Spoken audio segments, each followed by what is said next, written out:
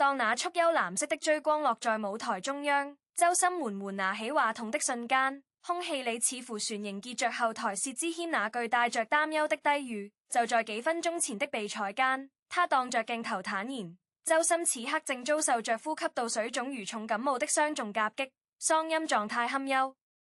那個向來以給字細膩與空靈飄渺着稱的聲音，在被病痛侵襲的夜晚，究竟船能否承載起這首名為《靈敏》，實則字字剜心的苦情歌？所有人的心都懸了起來。然而，當前奏裡那抹蒼涼的二胡泛音如月光般淌出，周深開口的第一個字，便將所有懸着的顧慮擊得粉碎。他並未如中人預想般用技巧去掩飾沙啞，反而像一位慷慨的藝術家，將那因病痛而道上無邊的音色，毫無保留地獻祭給了舞台。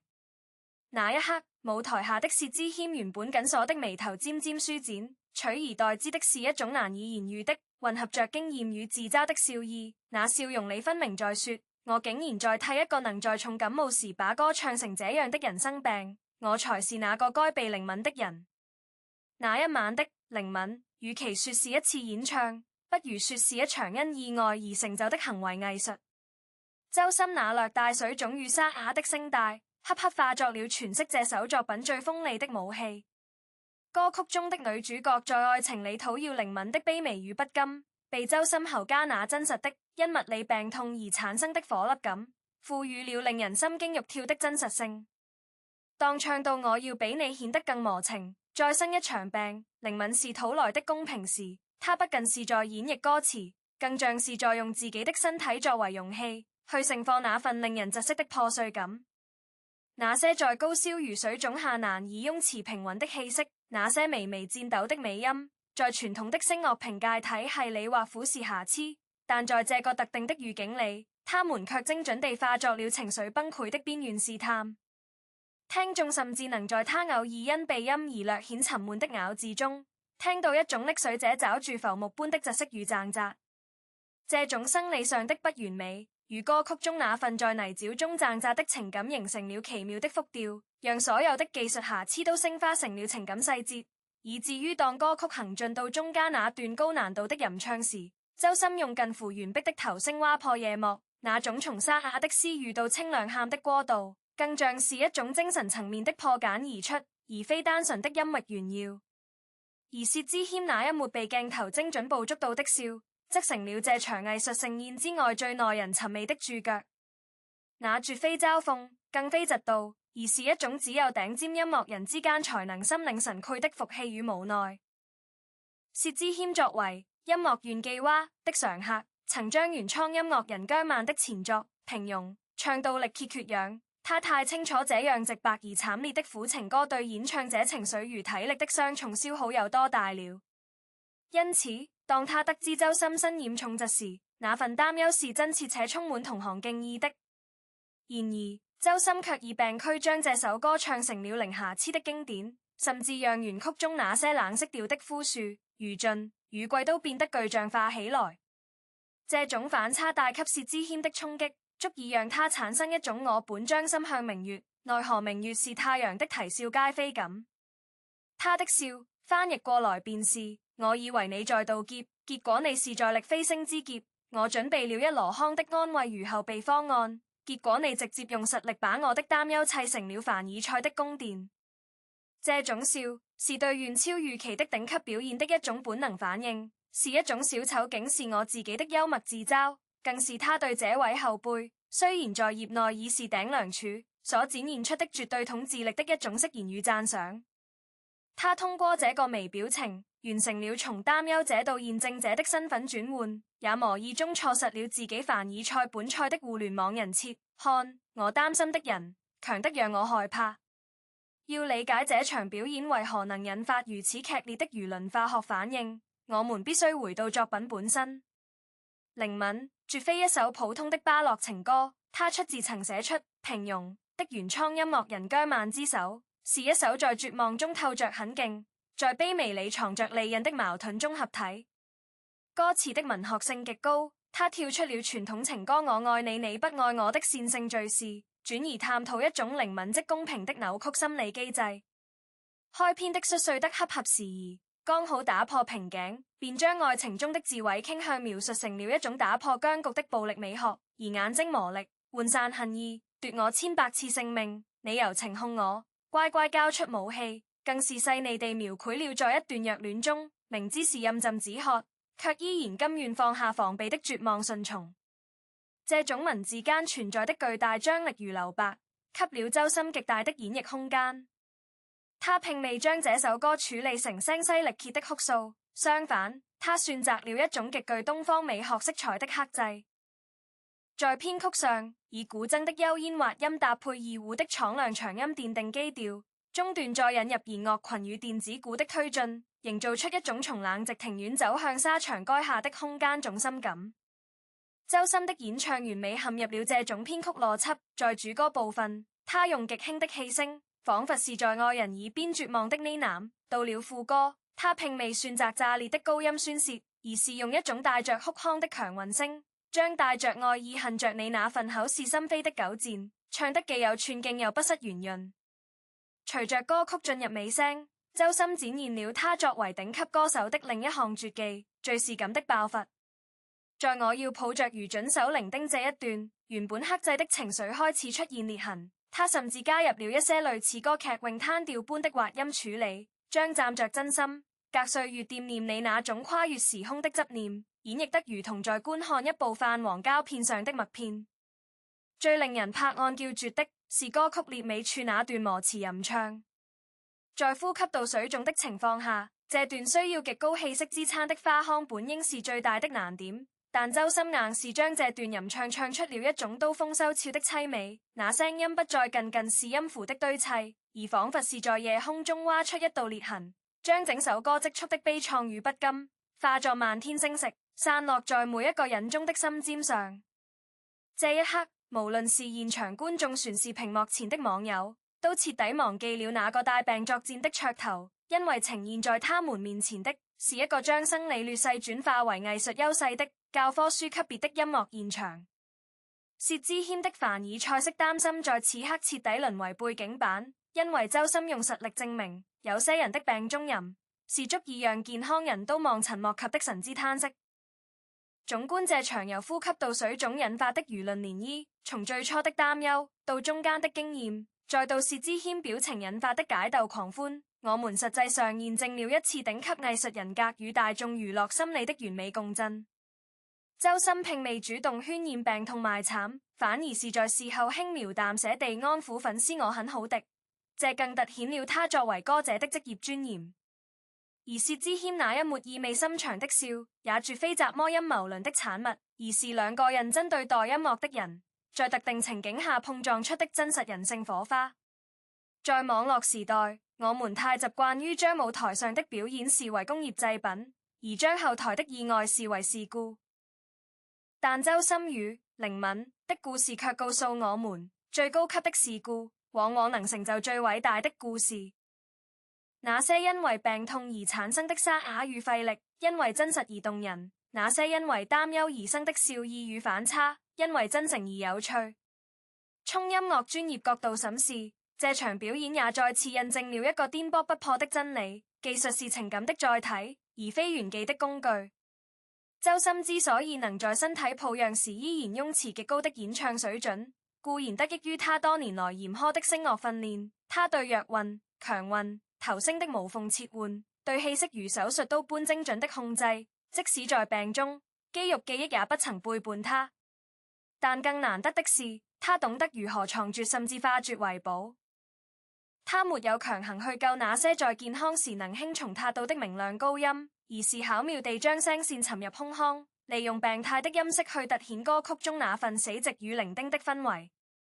這種對自身聲音條件極度清醒的認知與調配能力，才是他敢在如此惡劣生理條件下依然選擇全開麥真唱的底氣所在。這早已超越了單純的唱功範疇，而是一種角色塑造的能力。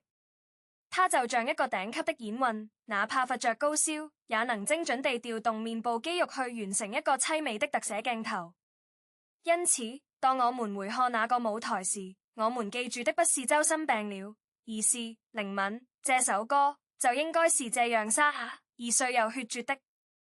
社交媒體上對薛之謙那抹笑容的反覆揣摩，客觀上構成了這場表演在聽覺之外的番外篇。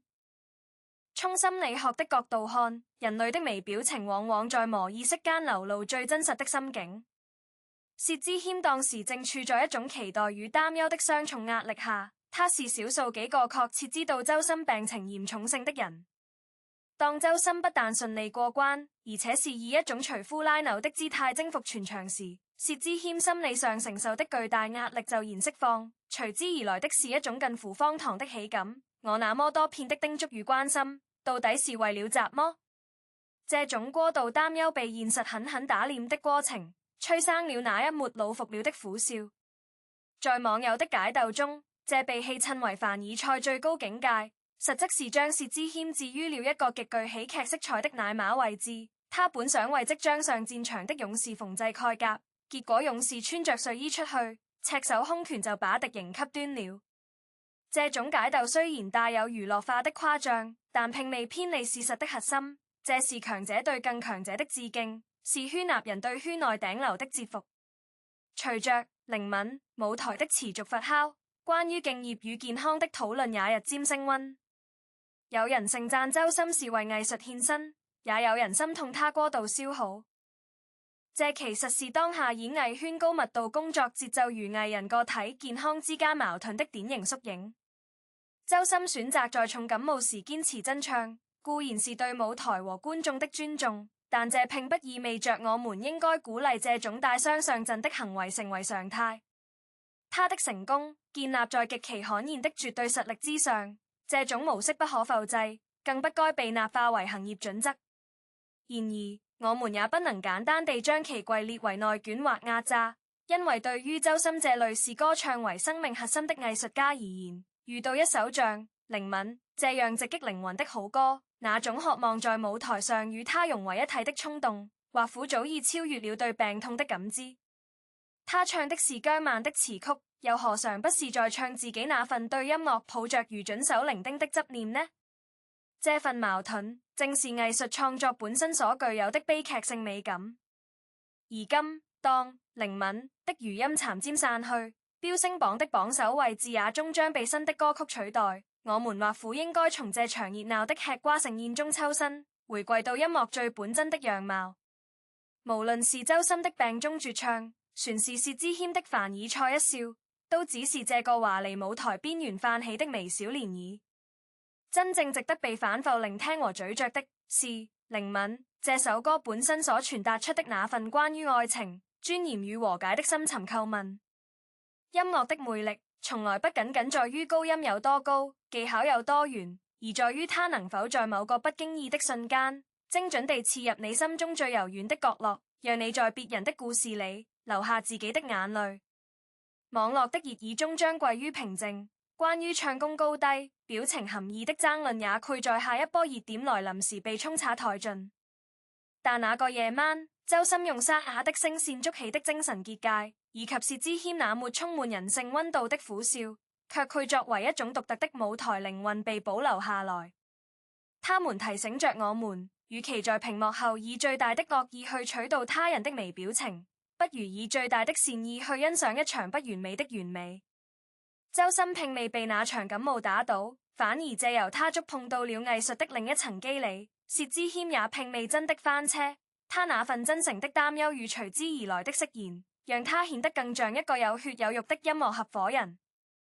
在這個充滿對立與戾氣的網絡環境中，我們太習慣於站隊如拉踩，卻往往忽略了最樸素的真相。這是一場皆大歡喜的共贏。好的音樂被聽到了，好的歌手被看到了，好的氛圍被感受到了，這就足夠了。當我們作為聽眾，在對歌手的身體狀況津津樂道，對同行的表情捕風捉影時，我們真正在消費的，或許並非音樂本身，而是一種以他人苦難或反差為佐料的窺視慾。周深的高明之處，在於他用自己的專業素養，硬生生地把這種可能滑向肉慘的窺視，提升到了藝術鑑賞的維度。他沒有消費自己的病痛，而是用病痛去服務了作品。這種高貴的職業操守，才是那個零漂移的音準之外，更加振聾發外的完美。我們應當姜幸生在這個時代，能親眼驗證一個歌手如何在生理級限的懸崖邊跳出了最優雅的舞步。這份關於堅持、技巧與藝術信仰的答卷，周深交得非常漂亮。因此，對於這場因呼吸道水腫而起的娛樂盛事，我們或許可以抱以更有建設性的態度，少一些對藝人身體的過度窺探，多一些對作品本身的深度探討；少一些對同行表情的陰謀論解鬥，多一些對音樂人之間惺惺相惜的溫情想象。畢竟，藝術的哪怕是相通的，薛之謙能寫出演韻這樣的悲歡離合，周深能唱出靈敏這樣的愛恨糾纏。他們本就是站在同一片關於人性的土壤之上。那抹笑容的背後，沒有拉踩，沒有算計，只有一個音樂人看到另一個音樂人拿出頂尖作品時，最本能的服氣。在這場輿論的喧囂中，最大的贏家其實是音樂本身。原創音樂人姜曼的才華通過兩位頂流的演繹得到了最大化的彰顯。靈敏這首歌的立意，將靈敏視為一種討來的公平，也在話題的發酵中引發了更多人對親密關係的思考。當我們在引周深唱我要比你顯得更磨情時，我們聽到的不該只是可憐的哭訴，更是一種在絕望中試圖奪回主權，哪怕這主權是以磨情為偽裝的勇敢。周深和薛之謙一唱一和，一言一觀，共同完成了一次關於強者姿態的立體敘事。周深用近乎自虐的敬業守住了藝術家的尊嚴，薛之謙用毫不掩飾的讚嘆守住了音樂人的格局。最終，一切都會回歸音樂的初心。請讓我們記住那晚的藍色追光，記住那融入二胡與古箏的淒美編曲，記住那個即便喉嚨水腫依然用吟唱挖破夜空的倔強身影。至於薛之謙的那抹笑，就讓他留在娛樂史的趣聞寶利吧，當作一段強者之間無聲交流的美麗注腳。理性吃瓜，意味着不神化任何人，也不醜化任何人，意味着承認周深的堅強，也理解他身體的脆弱，意味着欣賞薛之謙的真性情，也不過度拔高他的每一個細微動作。讓我們把最大的掌聲獻給那個在病痛中依然試圖用歌聲撫慰人心的夜晚，獻給所有為了片刻的絢爛而付出極致努力的創作者。這是對音樂最大的尊重，也是對我們自身情感最大的善意。願我們在下一次熱點來臨時，依然能保持這份平和的理性，讓話題回歸熱愛，讓喧囂沉澱為經典。